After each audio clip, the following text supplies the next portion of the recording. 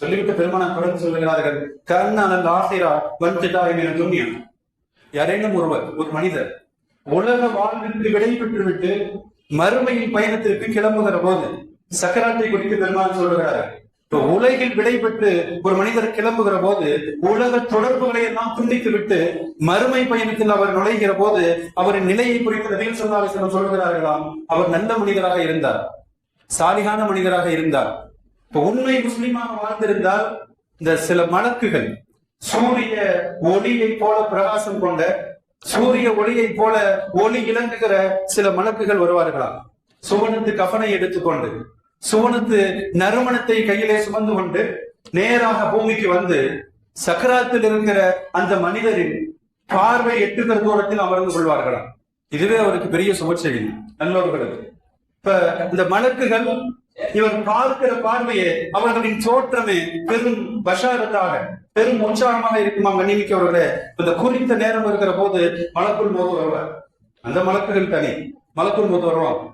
வந்த மலக்குள் மௌத் அந்த முஸ்லிமின் அருகிலே வந்து சொல்வார்களாம், யா ஐயத்துவன் நஃப்சு தய்யிபா, பரிசுத்த ஆன்மாவே, நீ உலகில் நல்ல காரியங்களை செய்து வாழ்ந்தாய், பரிசுத்தமான ஆன்மாவே, அஹ்ரஜி இலல் மஃபிரா மினல்லாஹி வ ரில்வான், நீ வெளியே வா, அல்லாஹ்வின் பொருத்தம் உனக்கு உண்டு, அல்லாஹ்வின் மன்னிப்பு உனக்கு உண்டு, நீ வெளியே வா என்று அழைப்பார்களாம்.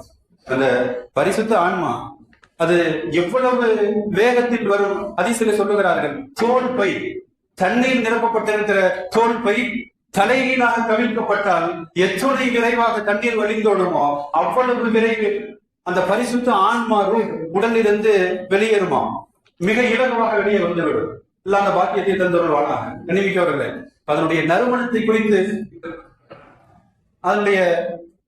குறித்து சொல்லுகிறார்கள், பரிசுத்த ஆன்மாவின் நறுமணம் உலகில் மிக அபூர்வமான அரிதான கஸ்தூரியின் நறுமணத்தை மிஞ்சுகிற அளவிற்கு நறுமணம் கவர்கிற ரூகாக, ஆன்மாவாக அது இருக்குமாம் கண்ணிமிக்கவர்களே.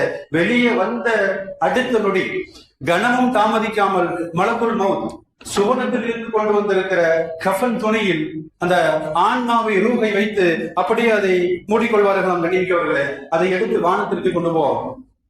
சக்கராத் நேரத்திலேயே, உயிர் பிரிகிற நேரத்தில் இவ்வளவு காட்சிகள் நடக்கும். நான் பக்கத்தில் இருக்கிற யாருக்குமே தெரியாது. காரணம் அத்தனையும் மறைவான விஷயங்கள், மறைக்கப்பட்டிருக்கிற ரகசியங்கள் கண்ணிமிக்கவர்களே. அந்த ரூஹை, ஆன்மாவை, பரிசுத்த உயிரை சுவனத்து கஃனில் வைத்து, நறுமணமிக்க கஃனில் வைத்து அப்படியே வானத்தை நோக்கி கொண்டு செல்வார்கள். முதல் வானத்துக்கு கீழே நின்று கொண்டு அனுமதி கேட்பார்களாம். அந்த நறுமணம், ரூஹின் நறுமணம் வானம் முழுக்க அப்படியே பரவுமா.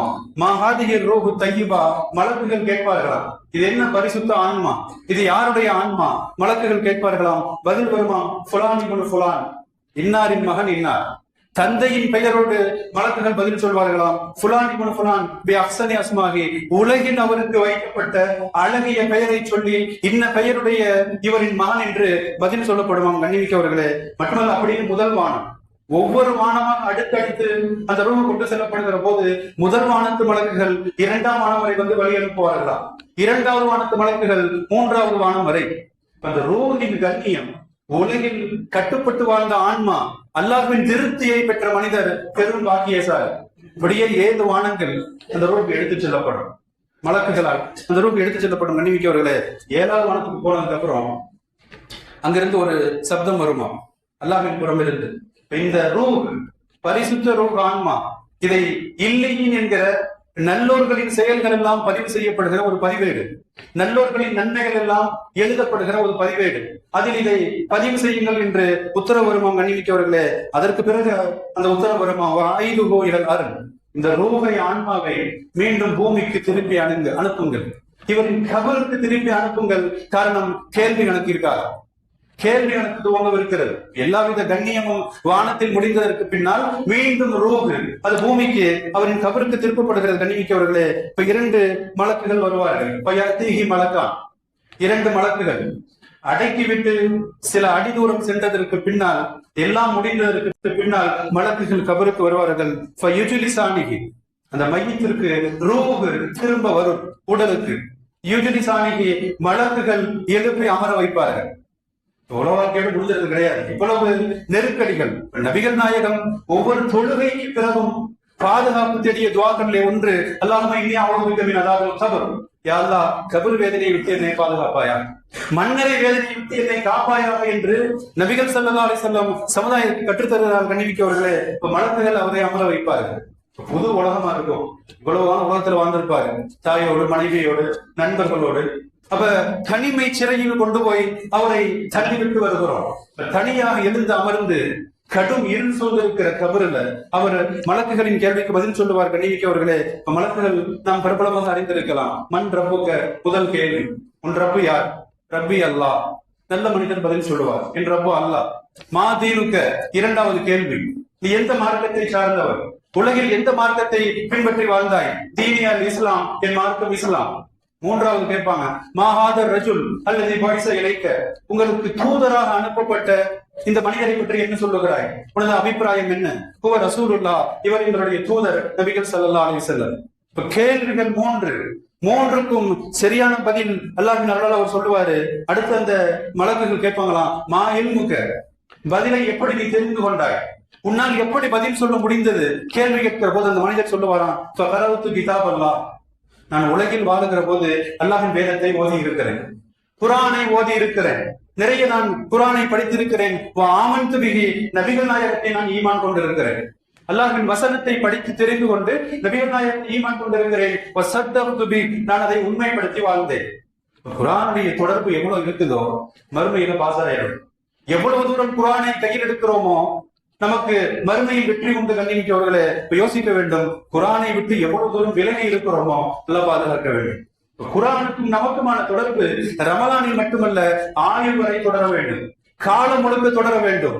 நேரம் கிடைத்தால் மட்டுமல்ல, நேரத்தை ஒதுக்கி குர்ஆனை ஓத வேண்டும். மறுமையில் அதனுடைய பலன்களை பார்க்க முடியும். கண்ணிமிக்கவர்களே, எல்லாம் பதிலும் சொல்லி முடித்ததற்கு பின்னால் வானத்தில் இருந்து ஒரு சப்தம், அல்லாஹ்வின் அழைப்பாளர் பதில் சொல்லுவார், அன் சத்தத்த அப்தர், இந்த அடியான் உண்மை பேசினான், இவன் சொன்னது அத்தனையும் உண்மை. கேள்வியில் இவன் ஜெயித்து விட்டான். அடுத்து கபரிலும் கண்ணியம் தொடர்கிறது. மறுமையின் கண்ணியத்திற்கு பிறகு கபரின் கண்ணியம், ஜன்னா, சுவனத்து விரிப்புகள் அவரது கபரில் விரிக்கப்படும். அங்கிருந்து அவருக்கு சுவனத்து பாக்கியங்கள் ஆரம்பிக்கிறது. சுவனத்து விரிப்புகள், ஜன்னா, சுவனத்தின் ஒரு கதவு திறந்து வைக்கப்பட்டு அதன் நறுமணமும் திண்டலும் கியாமத்து வரை அவர் கபருக்கு தொடர்ந்து வந்து அவர் அனுபவிக்கிற விதத்தில் ஏற்பாடுகள் செய்யப்படுமா. கண்ணிமிக்கவர்களே, இப்படியே அடுத்து இவர் பார்ப்பார், ஒரு மனிதர் மிக அழகிய தோற்றத்துல, மிக அழகிய முகம், பார்த்தாலே மகிழ்ச்சி ஏற்படுகிற ஒருவித தோற்றத்துல வந்து இவருக்கு அருகில் வருவார். வந்து சுப செய்தி சொல்லுவார், அபிஷீர் பில்லதி எஸ்ஸரக ஹாதா, நீ சுப செய்தி பெற்றுக்கொள், உனக்கு இந்த இலகுவான ஒரு வெற்றி கிடைத்திருக்கிறது. யௌமுகல்லதி குன்த தூவர், இந்த நாள் எப்படிப்பட்ட நாள் தெரியுமா? உனக்கு வாக்களிக்கப்பட்ட நாள். நீ அல்லாஹ் ரசூலுக்கு கட்டுப்பட்டு வாழ்ந்தா உனக்கு மறுமையில் வெற்றி உண்டு என்று வாக்களிக்கப்பட்டது.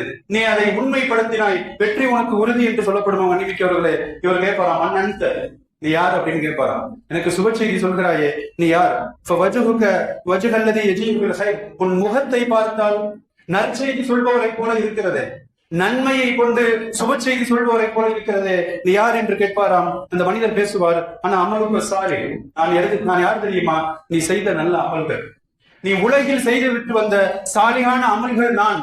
இன்றைக்கு நான் உனக்கு தோழன், உறுதுணை என்று சொல்லி அது அவருக்கு ஆறுதல் சொல்லுமா. கண்ணிமிக்கவர்களே, இதை கேட்ட மாத்திரத்துல அந்த நல்ல மனிதர் சொல்லுவாராம், யாரப்ப அப்திவிசா, யா அல்லாஹ், கியாமத்தை ஏற்படுத்து, மறுமையை ஏற்படுத்து, ஹத்த அருஜிகையில் ஆகலி, என் குடும்பத்தை நான் பார்க்க வேண்டும், என் குடும்பத்திற்கு இந்த சுப செய்தியை நான் சொல்ல வேண்டும், கியாமத்தை ஏற்படுத்தி என்று உற்சாகத்தில் அவர் துள்ளி குதிக்கிற அளவிற்கு நல்லவர்களுக்கு பாக்கியம். கண்ணிமிக்கவர்களே, இதே